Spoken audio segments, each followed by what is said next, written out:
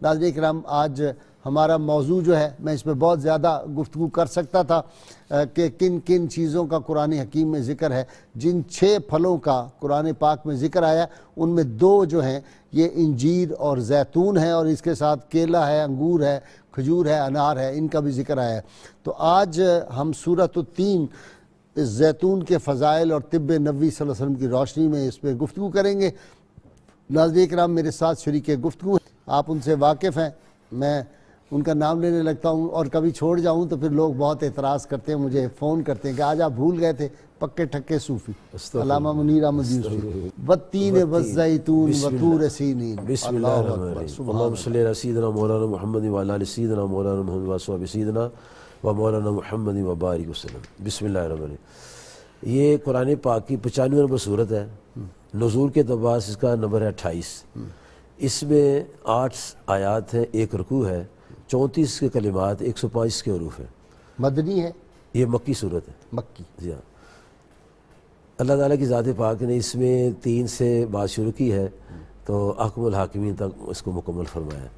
حضور نبی کریم صلی اللہ علیہ وسلم کی ذات پاک پر جب یہ صورت اتری ہے، اس میں اللہ نے قسمیہ بات فرمائی ہے، انجیر کی قسم، زیتون کی قسم، طور سینہ کی قسم اور مکہ مکرمہ کی قسم، 4 قسمیں بیان فرما کے اللہ تعالیٰ نے اس کو بیان کیا ہے۔ اور قسم اسی کھائی جاتی ہے جو بہت قیمتی اور اہم چیز ہوتی ہے۔ انجیر کی بڑی فضیلت ہے۔ جب حضرت آدم علیہ السلام اللہ تعالیٰ کے حکم سے، یہ سارا کچھ حکم سے ہوا، تو وہ جو ناخن کا لباس اتر گیا تو انجیر کے پتوں سے انہوں نے اپنے جسم کو چھپایا۔ اچھا۔ اور پھر وہی انجیر کے پتے جو تھے انہی کے ساتھ دنیا میں تشریف لائے، اس لیے سرکار فرماتے ہیں جنت کا میوہ ہے۔ جب آپ دنیا میں تشریف لائے تو ہرنی آئی، اس نے آپ کا طواف شروع کر دیا، حضرت آدم علیہ السلام۔ آدم علیہ السلام۔ اچھا۔ آپ کو بڑی پیاری لگی، آپ نے اس کو انجیر کا پتہ کھلا دیا، اچھا۔ اور اس کی ایسی برکت ہوئی، اس کے اندر مشک پیدا ہو گیا۔ واہ۔ جب وہ اپنے ریوڑ میں واپس گئی تو وہ دوسری نے پوچھا بڑا تیرے اندر نور ہے اور بڑا خوبصورت ہے، تو خوشبو آ رہی کہ میں آدم علیہ السلام کے پاس گئی تھی، تو ایک اور ہرنی آئی، اس نے طواف کیا، تو حسن تو آ گیا لیکن مشک نہیں آیا۔ پوچھے یہ کیا مسئلہ ہے؟ فرمایا وہ اخلاص کے ساتھ آئی، تو مطلب کے لیے آئی ہے، تو تحفظ کے لیے آئی ہے، مفادات کے لیے آئی ہے۔ جو مفادات کے لیے کام کرتے ہیں ان کو فائدہ کوئی نہیں، جو اخلاص سے کام کرتے ہیں ان کو اللہ نفع عطا فرماتا ہے۔ تو اللہ تبارک و تعالیٰ کی ذات پاک نے اس انجیر کی برکت سے اس کی قسم اس لیے بیان فرمائی کہ اللہ تعالیٰ کے نبی کے ساتھ علیہ السلام کی اس کا تعلق ہے۔ اور پھر اس کو مفسرین نے، محدثین نے جو کتابوں میں لکھا ہے، اس سے عیسیٰ علیہ السلام کا شہر مراد ہے، یعنی دمشق مراد ہے، کہتے ہیں اس سے 3 سے مراد فلسطین ہے، اور اس طرح کر کے مفسرین نے، محدثین نے بیان کیا۔ میں تو نہیں مانتا، بھائی ایک ہی بات ہے، جس شہر میں آقا صلی اللہ علیہ وسلم کے قدمین پاک لگے، بس ہر جگہ کی اونا گلیاں دی، اونا تھاواں دی، کھاوے قسم خدا جنہ راواں دی۔ اچھا جی حضرت، ایک میرا تجربہ ہے کہ جو بندے اخلاص کے ساتھ درود پڑھتے ہیں نا، جی جی، ان کے منہ سے بو ختم ہو جاتی، ورنہ میں نے دیندار بظاہر جو لوگ ہوتے ہیں وہ بات کرتے ہیں تو دل کرتا ہے کہ یہ بہت پیچھے ہٹ جائیں، اور ایک عذاب ہوتا ہے ان کی۔ جھوٹ بولنے والا، غیبت کرنے والا، تہمتیں لگانے والا جو ہے نا، اس کے منہ سے گندی بو آتی ہے، لیکن مسواک اچھا میں نے دیکھے ہیں واقعی بعض لوگوں کے منہ سے جو غیبت گو ہوتے ہیں اور اس طرح کے تہمت والے، ان کے منہ سے واقعی بہت، ان کے قریب بیٹھے نہیں جاتا ہے۔ ہاں، اور اللہ تعالیٰ کی ذات اور پاک 10 دفعہ برش کریں پھر بھی بو رہتی جی بو رہتی ہے، کیونکہ وہ اندر سے بو نکل رہی ہے نا، دل سے، اندر گند ہوتا ہے۔ منہ صاف کرنے سے نہیں ہے نا۔ ایک بو ہوتی ہے جو روزے دار کو آتی ہے، اس میں خوشبو ہوتی ہے، چغل خور کی، غیبت کرنے والے کی، تہمتیں لگانے کی گندی بو آتی ہے، کیونکہ وہ مردار جو کھایا ہوتا ہے، جی ہاں، مردہ بھائی کا گوشت جو کھا گیا، مردار بودار ہے، بو اس میں سے آئے گی۔ صحیح جی۔ یہ جو مسواک ہے، حضور صلی اللہ علیہ وسلم کی ذات پاک فرمائے تھے اپنا ہاشمی صاحب کے، جب جاتے تھے بلکہ آتے بھی کرتے تھے، جب سرکار تشریف لاتے تھے، ہاں جی تشریف لاتے تھے، وہ بھی ہمارے لیے کیا ہے، ہمارے لیے نمونہ دیا ہے۔ گھر تشریف لاتے تھے اور گھر آ کر پہلے السلام علیکم ورحمۃ اللہ فرماتے تھے، پھر مسواک شریف فرماتے تھے، پھر گھر کے کام کاج میں شریک ہو جاتے تھے، اور جو ہی اذان ہوتی تھی، لعاب دہن نکالتے ہیں وضو کے وقت، صحابہ اپنے ہاتھ سے لے کر چہروں پہ ملتے ہیں، وہ کتنی کو خوشبو ہوگی، بڑی خوشبو ہوتی تھی۔ خدا نے خواستہ، گاڈ فاربڈ، میں ویسے کہہ رہا ہوں سمجھانے کے لیے، اللہ مجھے معاف کرے، کہ اگر کسی شخص کے آپ لعاب دہن لیں اور اس میں سے وہ خوشبو نہ آئے تو کوئی بندہ ملے گا اس کو اپنے چہروں، پتہ یہ چلتا ہے کہ اس میں کتنی کو خوشبو ہوگی کہ صحابہ کرام اپنے چہروں پہ مل رہے ہیں۔ حضور صلی اللہ علیہ وسلم نے اس مسواک کے کرنے کی اہمیت اس لیے بیان فرمائی ہے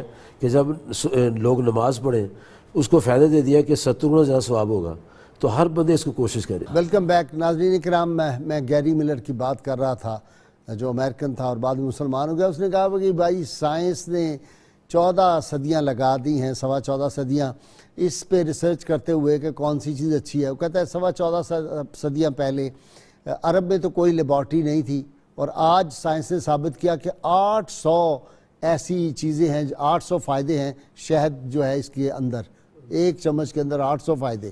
انہوں نے کہا جی کہ یہ جو کی روٹی ہے اس کے بہت زیادہ فائدے ہیں. آج سب لوگ جو ہے وہ سوپ پی رہے ہیں, اور اس نے کہا کہ پتلا شوربہ پینا چاہیے سوپ کی شکل میں, یہ انسانی صحت کے لیے بڑا مفید ہے. تو کہتے ہیں جو پیغمبر اسلام نے 14 صدیاں پہلے بات کی تھی, اچھا تھا کہ پہلے ہی مان لیتے, اتنا وقت ضائع کیا.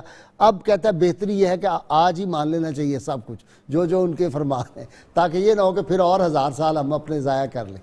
تو ناظرین کرام یہ ہماری گفتگو جاری ہے. جی آپ فرمانے لگے. میں عرض کر رہا ہوں کہ حضور صلی اللہ علیہ وسلم اپنے سر نبوت پر زیتون لگاتے تھے, شمار کو زیتون لگاتے تھے, اور پگڑی سی پہننے سے پہلے پورا بریز سا کپڑا رکھ لیتے تھے. اچھا. اور وہ جو کپڑا ہوتا تھا وہ اس کو سک کر لیتا تھا تیل کو. اور اس کا جو پتے ہیں, تفسیر البیان شریف میں آتا ہے کہ جب حضرت نوح علیہ السلام کا جو عذاب آیا تھا لوگوں کو ختم ہو گیا, تو ایک فاختہ اڑی, اس کے منہ میں زیتون کا پتا تھا, تو خوشی اور امن کا پیغام لے کے پھرتی رہی. اچھا. اسی سے آج لوگ فاختہ بناتے ہیں اور وہ پتہ دیتے ہیں, وہ ان کی نوح علیہ السلام کے وقت کا یہ تفسیر البیان شریف, امن کی علامت ہے, امن کی علامت, کہ خوشی اور امن کے علامت کے طور پر وہ پرندہ سفید, چڑیا, کوئل وغیرہ, اس کے منہ میں وہ دے دیتے ہیں پتہ. تو یہ نوح علیہ السلام کے وقت سے چلا ہے. حضور نبی کریم صلی اللہ علیہ وسلم کا اس کو استعمال کرنے سے ہمیں کیا فائدہ ہو رہا ہے؟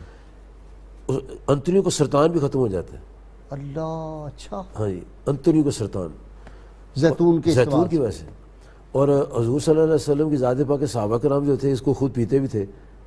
اور آپ نے فرمایا جس گھر میں زیتون ہے جی, اور ایک اور چیز بیان فرمائی, اس گھر میں سالن کی کمی نہیں, ہاں اس گھر میں سالن کی کمی نہیں ہوتی. صحیح. اور صحابہ کرام کھجور کے بارے میں فرمایا جس گھر میں یہ ہوگا اس پہ جادو کا اثر نہیں ہوگا. صحابہ کرام شہد اور زیتون میں روٹی ڈبو کے کھاتے تھے, اور بڑا لذیذ ٹیسٹ, بڑا لذیذ کھانا ہوتا ہے روٹی شہد میں اور اس میں زیتون میں ڈبو کھانا. ہمارے شیخ بابی نگینہ سرکار فرمایا کرتے تھے جس کو جسمانی سستی ہے, کمزوری ہے جی, وہ زیتون کا تیل جو ہے نا کان کے پیچھے سے ملے. اچھا. اور ناف کی بیک سائڈ پر جو حصہ ہے بیک کا, اس میں اس کی مالش کرے, اور رانوں کے اندرونی حصے میں مالش کرے, تو اس کے جسمانی سستی ختم ہو جاتی ہے, قوت پیدا ہو جاتی ہے.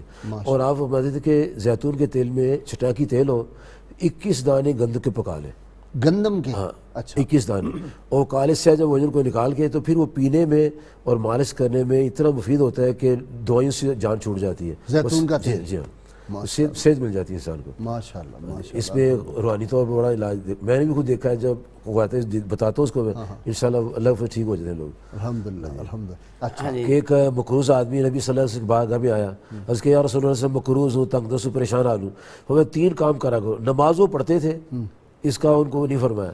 وہ جتنی دفعہ گھر جاؤ, اندر داخل ہو, دائیں قدم رکھو اور کہو السلام علیکم ورحمۃ اللہ وبرکاتہ.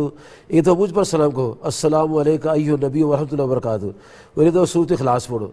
اللہ تعالیٰ کے فضل و کرم سے اتنی لہر بہر ہوگی اس کے, وہ جھولیاں بھر کے پیسوں میں لوگوں کو بانٹا کرتا تھا. یہ اس کی برکات ہے. اور اسی دوران یہ بات بھی عرض کرنا چاہتا ہوں, زیتون کی جو لکڑی ہوتی ہے اس کی اپنا انجیر کی, اگر یہ گھر میں جلائی جائے تو مچھر مکھی بھاگ جاتے ہیں. اچھا. ہاں جی, انجیر کی لکڑی. ٹھیک. وہ مچھر اور مکھی بھاگ جاتے ہیں. اچھا, میرے پاس تو ہے, میں پھر اس کا تجربہ کرتا ہوں. گھر کو بچانے کے لیے بھی ضروری ہے, جسم کو بچانے کے لیے, کھانے کے لیے, اور مکھیوں کو بھگانے کے لیے لا رہے ہیں. اور حضور صلی اللہ علیہ وسلم کی بات پر یقین کرنے سے ساری بات ہے. ایسے اللہ تعالیٰ پر جب یقین ہوگا تو پھر فائدے ہوتے ہیں. ایک آدمی کو حضور صلی اللہ علیہ وسلم کی بارگاہ میں حاضر عرض کیا, حضور میرے بھائی کو پیچس ہے, تو آپ فرمائے شہد کھاؤ. وہ شہد کھائے تو وہ پیچس تیز ہو گئے. عرض کیا حضور پیچس تیز ہو گئے. فرمایا تیرا پیٹ جھوٹ بولتا ہے, حضور پاک کا فرمان صحیح ہے, جاؤ شہد کھلاؤ. 3 دفعہ اس نے کھائے. اب 2 باتیں تھیں یہ, یہاں تو وہ کھا رہا تھا بے یقینی کے ساتھ, یا پھر یہ تھا کہ وہ جو اس میں محدثین فرماتے ہیں اس کی بد فطرت کے ساتھ تم نیکی کرو گے تو وہ بد فطرت جو ہے وہ اور بھڑکے گا اس سے. یہ ایسی جیسے بارش برستی ہے, زرخیز زمین پر برسے تو فصل اگتی ہے, گندگی پر برسے تو بو زیادہ ہوتی ہے. لیکن قرآن پاک میں شجرۃ مبارک زیتونۃ فرمایا کہ زیتون کا درخت بڑا مبارک درخت ہے، جب اس کی برکتیں اللہ تعالیٰ خود عطا فرماتا ہے، اور دوسرا فائدہ اس لیے اس کے اندر ہے کہ حضور پاک صلی اللہ علیہ وسلم خود اس کو استعمال فرمائے۔ جب دونوں چیزیں سامنے عقیدہ رکھ کے کریں گے تو باطن کی بیماری بھی ختم ہو، ظاہر کی بیماری ختم ہو۔ بہت شکریہ آپ کا جناب علامہ صاحب۔